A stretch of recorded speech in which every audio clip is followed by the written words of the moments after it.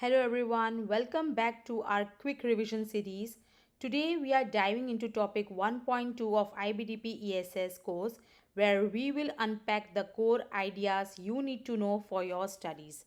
So in this chapter we are going to understand the concepts of system, we are going to understand what are its characteristics, what are flows, what are transfer and transformation, and what are the feedback loops, its types, and its examples. So let's start with our 1.2 revision. So in previous session we were discussing about environmental value system. We have talked about different types of environmental value system like ecocentric people, technocentric, anthropocentric with its examples, right? In this chapter we are going to understand about a system structure.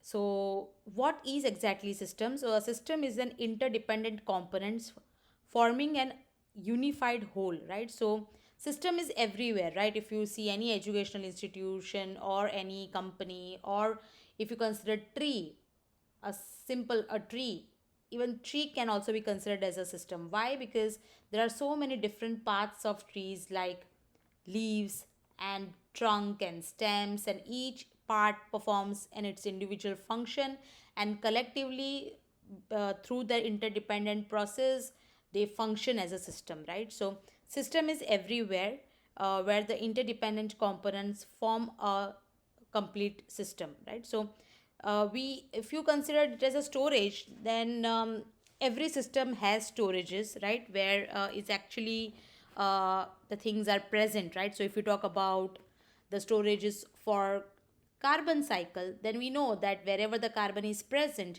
that can be considered as its storage. Similarly, if you will ask me about the storages for water, then we can say that lakes, oceans, rivers all can be considered as in storages for water cycle.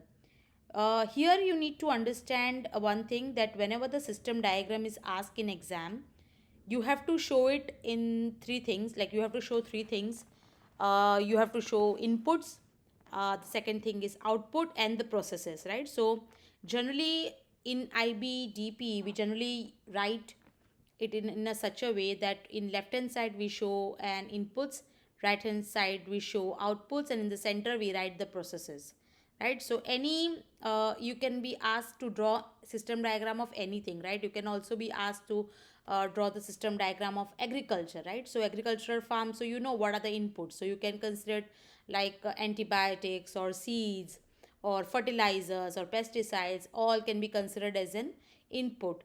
And center in the processes, you can talk about any process which happens in the farm, like you can talk about harvesting, you can talk about sowing, so that can be considered as a process. And if you want to write output, you can talk about the fruits or vegetables or soil erosion, so that can be considered as an output. So that's one of the important question which can come. The another concept is about transfer and transformation. So we know that transfer means when there is just a change in location but not the change in the state, then we call it as a transfer.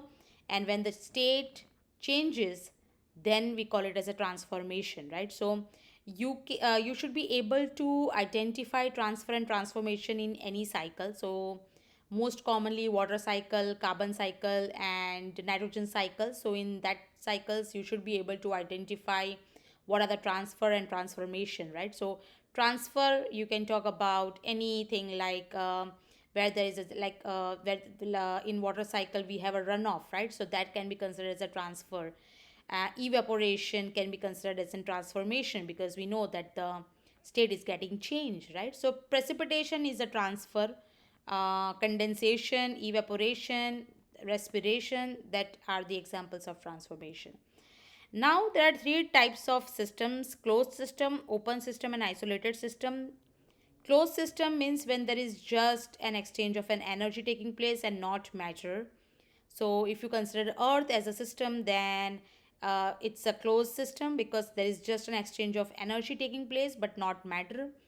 If you talk about the forest or a pond or a river, that can be considered as an open system because there is an exchange of energy as well as matter which is happening. So that's an open system. An isolated system, entire universe can be considered as an isolated system because there is just an exchange of, or there is no exchange of energy or matter, and that's why it's a isolated system. Now system model. So here the system model, here what is exactly model is, so anything which it's a simplified description of a system structure or workings, right? So that's the model. In this subtopic, you don't have to go into that much detail. You just have to understand what is model, or what are the advantages and disadvantages of the models, and what are the definition of model, right? So we have different models, right? We have different examples of model, like weather forecasting is one type of model.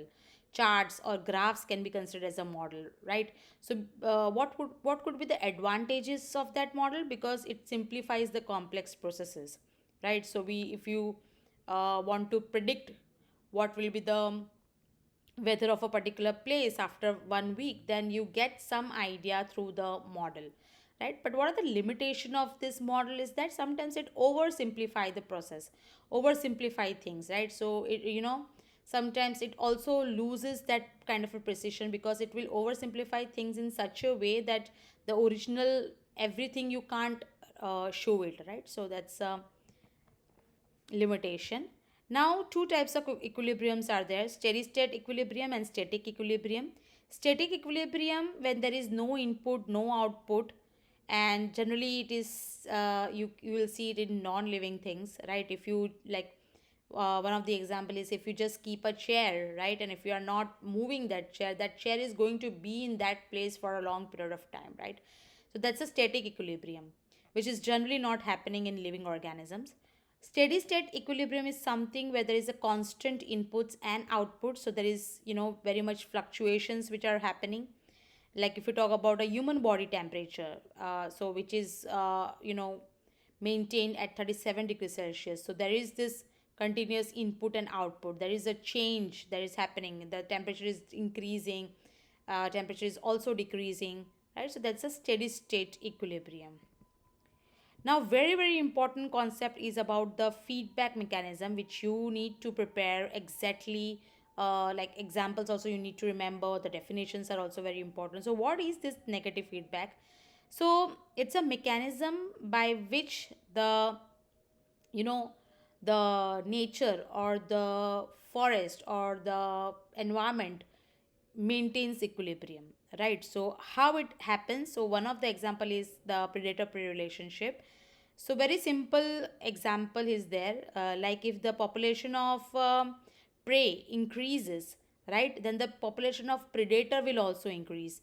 And why? Because the predator will get more food to feed, and that's why the population of predator will increase. But as the predator's population increases, the prey population will get decrease. Why? Because now every predator is feeding on prey, right? So the prey population will get decrease, and over time the population of predator will also decrease. So this is a cycle, right? So one thing is actually counteracts the deviation which is happening, and in this way the system tries to maintain the population of predator as well as prey, right? So in environment, generally it never happens that the predator population increases very high and prey population is not increasing. So it's always maintaining, right? So that is done by a negative feedback mechanism, right? So on the other hand, if you talk about positive feedback mechanism, it is something the reverse which is happening. So here it is not maintaining, but it amplifies every time, right? So the important word here is it amplifies this change, and the system always tries to move away from the equilibrium, right? So if the global temperature increases, okay, so we know that if the global temperature increases, ice melts. And because if ice melts, then the albedo effect generally lowers. Why? Because we know that what is albedo? It's the amount of reflection, and we know that the light surfaces reflects more.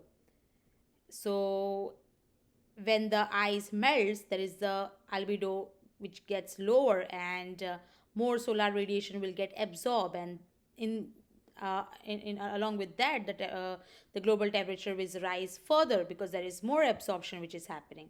So this things continues, right? And in this way, the system will always move away from the equilibrium, and over time it also leads to a new equilibrium. Now, there are two important concepts, resilience and tipping point. So, it is said that if your system has a higher biodiversity or complex food web, or it has a large storages, that means it has a good resilience. Now, what is resilience? It's a system which has the capacity to bounce back. And how is that possible? If you have higher population, or if you have higher biodiversity, a complex food web, then it maintains stability. What is tipping point? It is the critical threshold where a small additional change pushes a system into a new, often irreversible state, right? So tipping point you consider it as a certain boundary or certain point, and it's again an imaginary line, right? But if it is crossed, then this leads to an irreversible change. Okay, and that's something which is generally whenever we do all the the steps or whatever the steps we are taking it to conserve our environment, so that always tries to helping the system to not getting that much closer to the threshold, right? Because once it crosses, it's lead to the irreversible changes. So that's the tipping point, right? Now, what are the important questions which can come in this exam? First of all, the loops which I have talked about, like positive, negative, with examples. And also, one important thing is that whenever you are writing about the positive or the negative feedback loop, and whenever you are explaining examples, just make sure that you show the closed loop.